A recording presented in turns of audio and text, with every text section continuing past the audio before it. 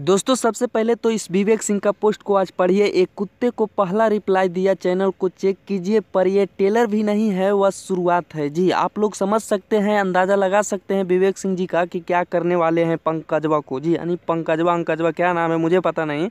तो दोस्तों अगर विवेक सिंह जी का पूरा कारनामा जानना चाहते हैं तो इस वीडियो को पूरा देखिएगा। नमस्कार दोस्तों, हम हैं बिकू, आप देख रहे हैं अपना चैनल बिकू भोजपुरी न्यूज। आप लोग के बता दें दोस्तों कि विवेक सिंह जी अभी फुल मुंड में आ गए हैं दोस्तों, फुल एक्शन ले लिए हैं पंकजवा को ऊपर जो गाना गाए थे खेसारी लाल यादव जी के बेटी के ऊपर।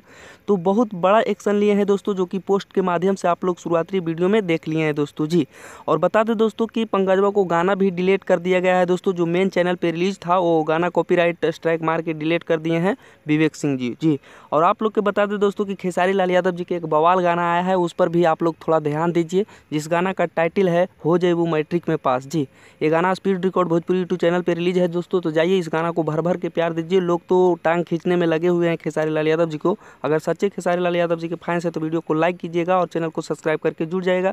यहाँ पे दबंग सुपरस्टार खेसारी लाल यादव जी के हर न्यूज़ हर खबर मिलते रहेगा दोस्तों। धन्यवाद दोस्तों, फिर मिलेंगे अगले कोई बवाल खबर के साथ।